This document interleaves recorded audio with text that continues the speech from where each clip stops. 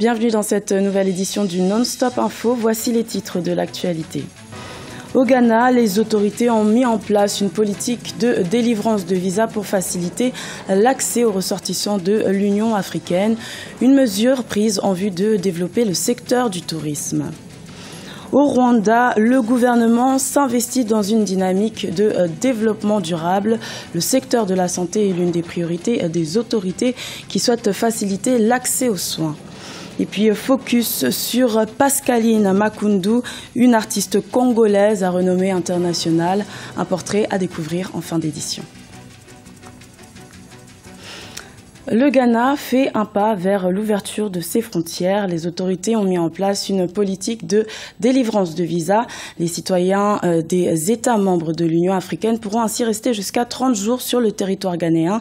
Cette mesure doit profiter au secteur du tourisme qui représente 5% du PIB de l'État. Les précisions de Gracias Podo.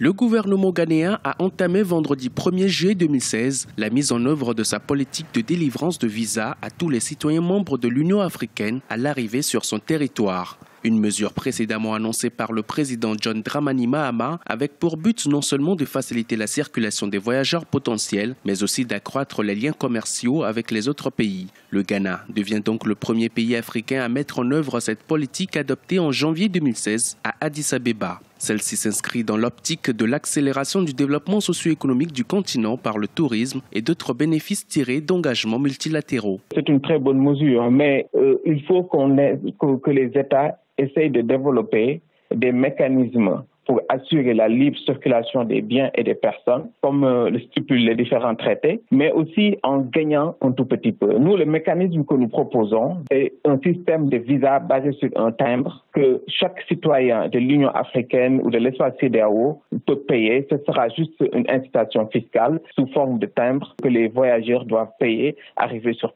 place. Depuis quelques années, le Ghana a entrepris des réformes dans le but d'accroître la rentabilité de son secteur touristique. Les citoyens ont été incités à participer à l'effort de développement économique, mais aussi pour consolider sa bonne figure dans le domaine de l'intégration continentale. La nouvelle politique mise en œuvre, l'exemption de visa est toujours applicable aux ressortissants des pays membres de la CEDEAO, conformément au texte de la communauté dont le Ghana est également membre. Ces textes garantissent une libre circulation des personnes et des biens dans la sous-région. Dans ce contexte actuel où il y a le terrorisme partout, il y a donc l'insécurité grandissante, il faut que le Ghana prenne les mesures parce que pour prospérer une économie surtout basée sur une diversification tournée vers les services, il faut aussi que l'aspect sécurité soit vraiment réglé. Donc le Ghana doit mettre les moyens pour pouvoir assurer la sécurité. Le mouvement des personnes va permettre aux services aériens d'engranger des plus et donc il faut que les Ghana investissent plus dans la sécurité. Malgré l'optimisme des autorités ghanéennes et le satisfecit des acteurs du domaine aérien, ces derniers se veulent tout de même méfiants.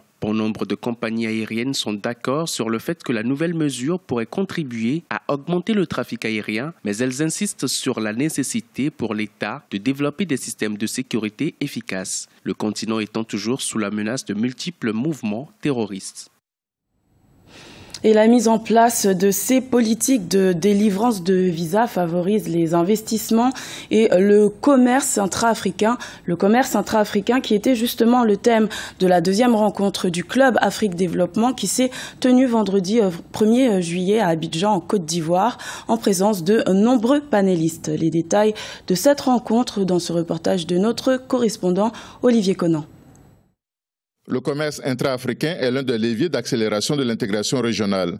C'est la mission de l'UEMOA, Union économique et monétaire ouest-africaine, et de la CEDEAO, Communauté économique des États d'Afrique de l'Ouest, qui élabore des politiques afin de lever les entraves à la libre circulation des personnes et des biens pour favoriser les échanges entre les pays membres.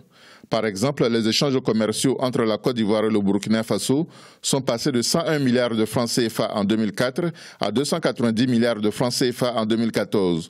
Parmi les obstacles au commerce intra-africain figurent le racket et les tracasseries routières qui ont fait perdre près de 150 milliards de francs CFA à l'économie ivoirienne en 2014, selon une étude de la Banque mondiale.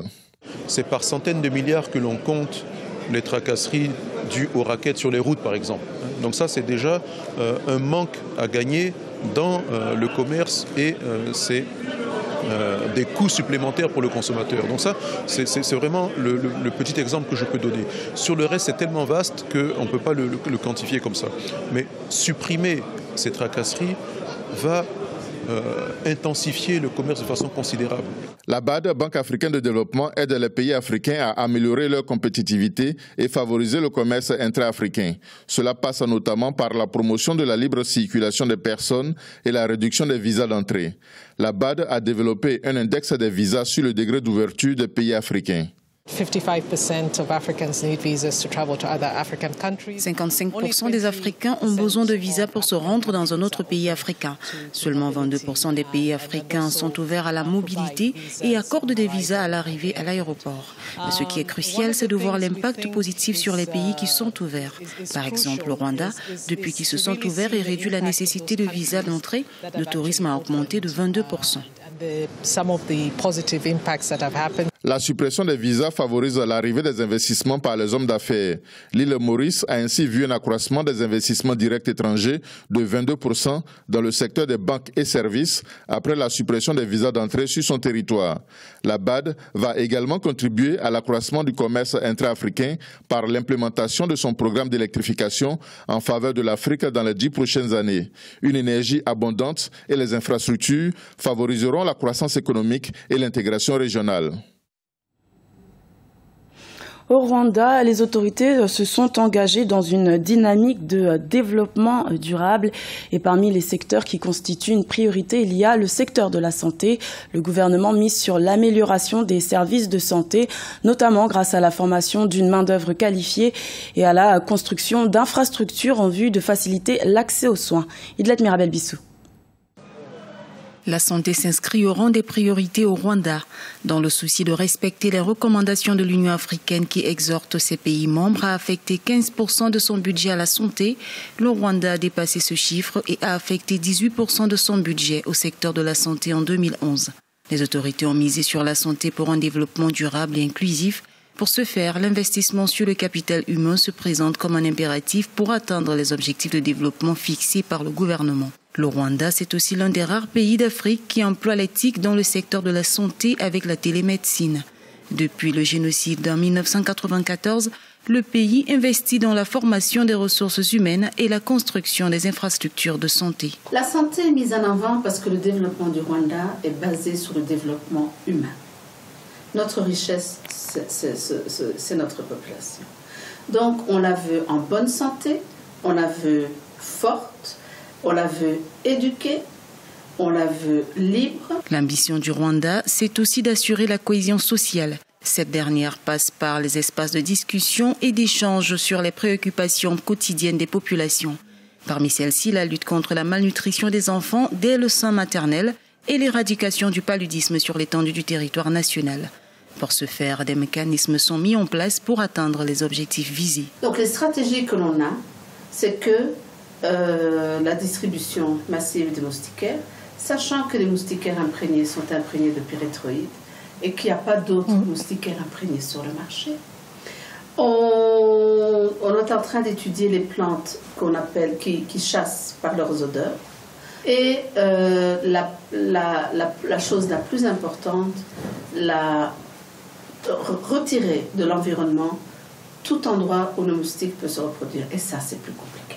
Avec une population estimée à 11 millions d'habitants en 2014 et un taux de croissance de 2,6%, le pays a su poser les bases de son développement après le génocide de 1994. En donnant la parole à chaque couche de la société et en formant des professionnels en psychiatrie, le pays a réussi à gérer le traumatisme social duquel il sortait. Même si les efforts continuent dans ce sens, les défis du secteur santé sont aujourd'hui de lutter contre la malnutrition, le paludisme, accélérer la réduction de la morbidité, la mortalité maternelle et néonatale.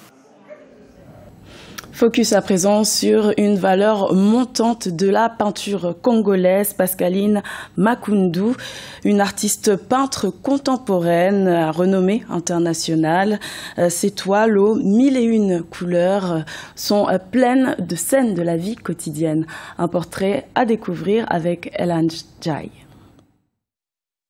Pascaline Makundu, artiste peintre, s'affirme depuis des années comme une valeur montante de la peinture au Congo. Elle a démarré la peinture depuis 1996 en tant qu'autodidacte. C'est à 19 ans qu'elle décide de se former pour perfectionner sa technique et vivre de sa passion. Accompagnée par l'école de peinture de Poto-Poto, la plus célèbre institution culturelle du Congo-Brazzaville, Pascaline Makundu s'inspire des scènes de vie courante, de la vie quotidienne et un penchant pour la femme. En tant que femme, je valorise beaucoup plus le travail de la femme, la vie d'une femme. La femme est au centre de l'humanité. Et donc, en fait, en dehors des maladies et de la forêt, des animaux, qui est la nature, que tout artiste souvent est inspiré, je suis d'abord une femme. Et vous verrez que dans mes tableaux, il y a beaucoup plus la vie de la femme. Les variétés de couleurs sont au centre de ces tableaux, un style que tous les Congolais reconnaissent. Pour l'artiste peintre, l'art devrait mieux se développer au Congo. Elle souhaite que les populations s'intéressent davantage à ce secteur en achetant les œuvres artistiques. Pour elle, cela ne saurait se faire sans l'implication des artistes eux-mêmes. D'ailleurs, ils se sont regroupés en association dénommée l'Internationale des artistes plasticiens du Congo, IAPC. Agir au pluriel, c'est toujours bien. Parce que vous réunissez les idées et vous avancez. Là, nous avançons sans chercher le soutien ni de l'État, ni des sponsors de sorte genre. Mais nous sommes là nous-mêmes en tant qu'artistes. C'est ce que nous voulons aujourd'hui. La difficulté avant, c'est parce qu'on pleurnichait en cherchant toujours que les gens nous soutiennent.